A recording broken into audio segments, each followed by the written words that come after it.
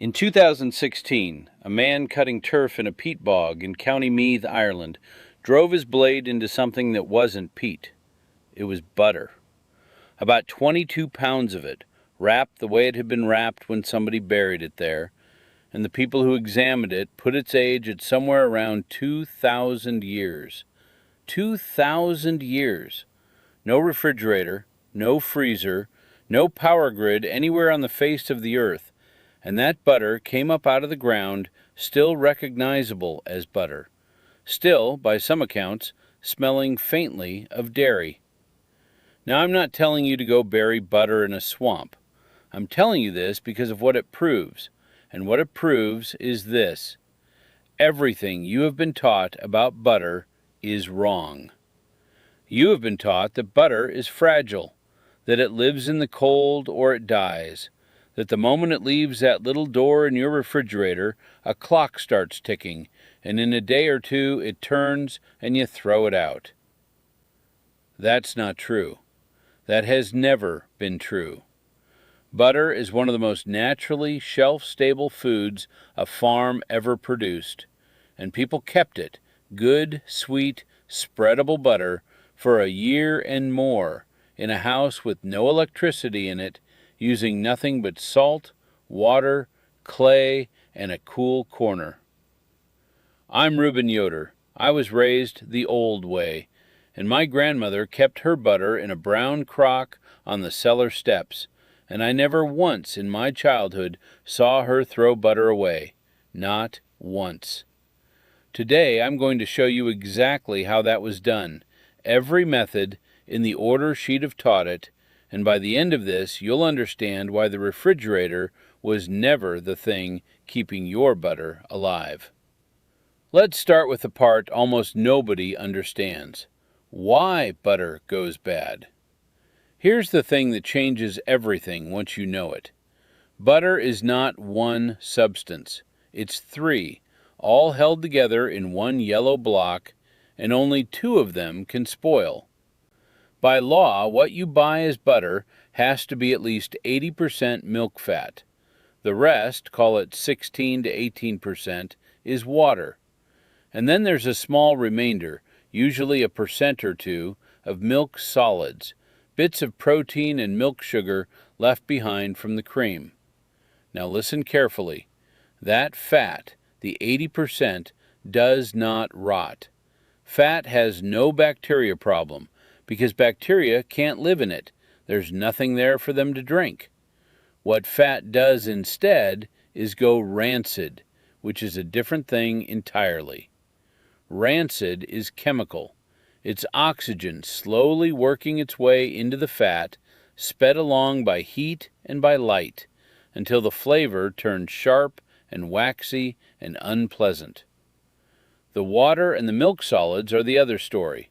That's where spoiling actually happens. That's the puddle where bacteria and mold set up house. The water gives them something to live in, and the milk solids give them something to eat. So the whole business of keeping butter comes down to 4 enemies, and I want you to hold on to these, because every single method I'm about to show you is just an answer to one of them. Enemy 1, water. Enemy 2, air. Enemy 3, light. Enemy 4, heat. That's it. Deal with those 4 and your butter keeps.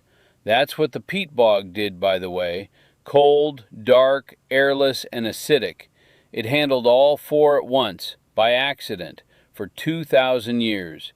If this is the kind of thing you want more of, the old knowledge, the way it was actually done, go ahead and subscribe. New ones come out regularly, and I'd be glad to have you along. Now let's take those 4 enemies one at a time. The first method, salt. Salt is the oldest answer, and it's still the best first step. And almost everyone who tries the old ways gets it wrong because they think salt is a flavor. It isn't. In butter, salt is a weapon. Here's what it's doing.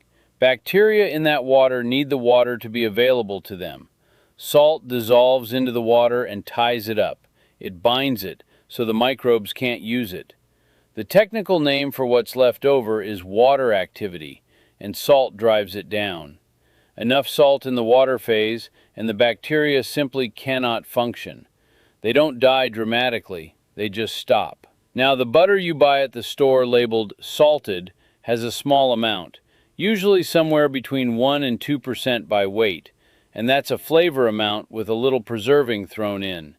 It'll get you a few weeks in a cool room instead of a few days.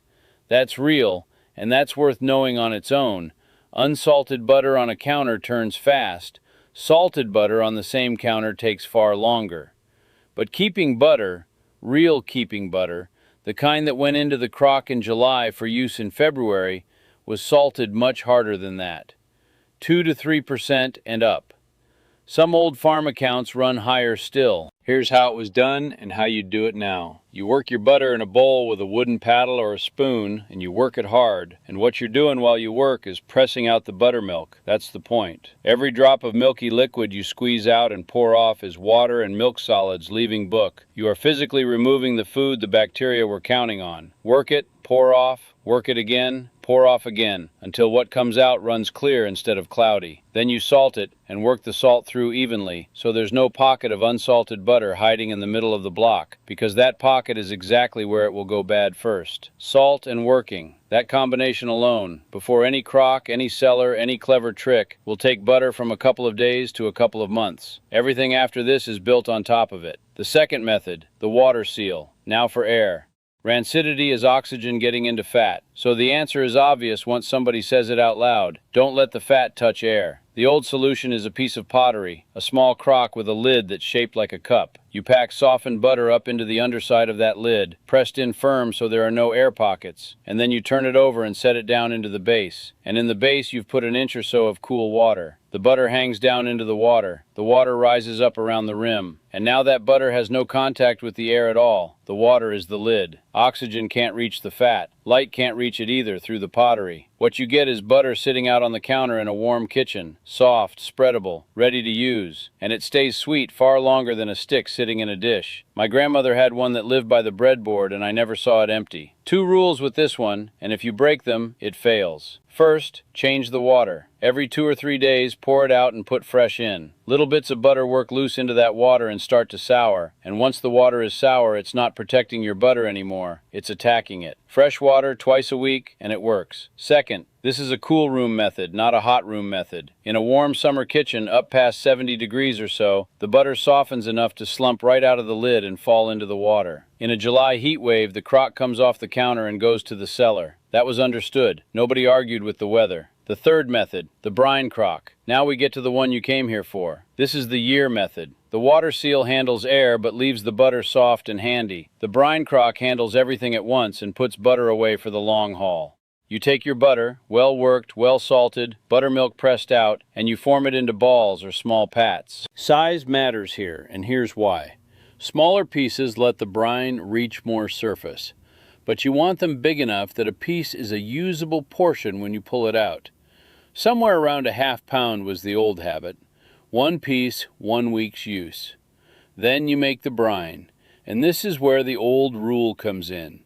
You dissolve salt into cool water, and you keep dissolving salt until it's strong enough to float a raw egg. That was the test. No thermometer, no scale, no measuring. Drop the egg in. If it sits on the bottom, more salt. When it lifts and floats, the brine is heavy enough. You lower your butter balls into that brine in a stoneware crock, and you weight them down so they stay under. A small plate, a clean stone, whatever keeps them submerged. Anything that floats up above the brine is exposed to air, and the part that's exposed is the part that goes rancid. Then the crock goes in the coolest, darkest place in the house. Cellar floor, back corner of the spring house. Somewhere the temperature holds steady and the light never reaches. Look at what that brine is doing. The butter is under liquid, so no air. It's under salt, so nothing can grow at the surface. It's in the dark, so no light. And it's in the cellar, so no heat. All 4 enemies handled by 1 crock. That's the method that got a family through winter. That's butter churned in June in a house with no refrigerator, eaten the following spring. 2 warnings honestly given. The brine will pull some flavor and some salt exchange happens at the surface. Long-stored brine butter tastes saltier and plainer than fresh. And you may want to rinse a ball in cool water before using it. And this method depends completely on that crock staying cool. A brine crock in a warm room is not a preservation method. It's just butter and salt water going bad slower. The cellar is not optional. The 4th method, cook the water out. Now here's the one that beats them all, and it works by going straight at enemy number 1. Every method so far has been about managing the water in butter. This one removes it.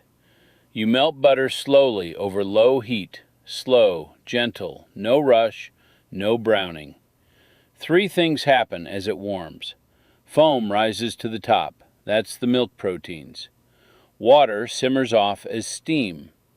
And heavier milk solids sink to the bottom of the pan.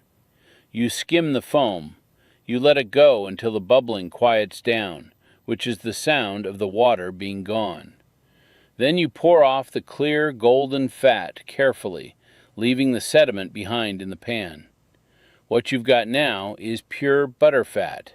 No water, no milk solids, nothing left for bacteria to live in or eat. Every culture that dealt with heat and no refrigeration figured this out independently, because it's what fat wants to do. Clarified butter, drawn butter, ghee, the same principle by different names. And it keeps at room temperature for months, sealed in a clean jar, kept dark and cool, longer still. The trade-off is honest. It isn't spreading butter anymore, it's cooking fat. You'll fry in it, bake with it, spoon it over potatoes. What you gain is a fat that essentially doesn't spoil on any timeline you care about, sitting on a shelf. And I'll tell you the practical old habit. A family didn't pick one method. The brine crock held the eating butter for winter, and whatever was left at the end, or whatever was starting to look tired, got cooked down into a jar and lived on the shelf. Nothing wasted. That was the whole philosophy. The 5th method, cold without a wire. I've said cellar a dozen times now, so let me be plain about what that means, because this is the piece modern people are missing. 6 or 8 feet down, the ground holds a steady temperature all year. In most of the country, that's somewhere in the 50s. It doesn't spike in August, and it doesn't crash in January. That's a root cellar, not a machine, just a hole in the ground doing what the ground does. Better still is running water. A spring house is a small stone building set over a spring, with the water running through a channel in the floor, and crocks of butter and milk set down in that water. Groundwater comes up cool and holds it. That is a refrigerator with no moving parts, no fuel, and no bill, and it ran for generations. And if you have neither, here's the poor man's version, and it works. You wrap the crock in a wet cloth, set it in a shallow dish of water so the cloth wicks up and stays damp, and you put it where a breeze crosses it. Evaporation pulls heat out of whatever it's leaving. You can hold the crock meaningfully below room temperature with nothing but a wet rag and moving air. That's not folklore, that's physics, and it's the same reason you feel cold stepping out of a bath. What we don't do. I have to stop here and say something plainly, because there are videos all over the internet showing this, and I'd be doing you a disservice to skip it. People can butter. They melt it, pour it hot into jars, seal it, and put it on a shelf and call it good for years. Don't do that. There is no tested, approved home process for canning butter. Food safety authorities in this country do not have one and do not recommend it, and the reason is worth understanding rather than just taking on faith. Butter is dense fat, and fat conducts heat poorly. In a home canner, heat doesn't reliably penetrate all the way to the center of a jar of fat, so you can end up with a sealed, oxygen-free jar with a cold spot in the middle of it, and the sealed, oxygen-free, low-acid environment is exactly the condition that the organism behind botulism prefers. The jar looks perfect, the seal holds. That's the danger. It looks like it worked. The old ways never did this. The old ways used salt, brine, cold, and cooking the water out, every one of which is a method that has been tested by generations and works by a principle you can explain. Stay with those. How to tell when it's turned.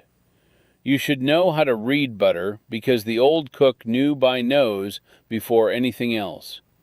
Rancid butter smells sharp, a little like old cooking oil, a little like crayons, sometimes described as waxy. It's a chemical smell, not a rotten one. The taste follows, a bitter edge at the back of the tongue.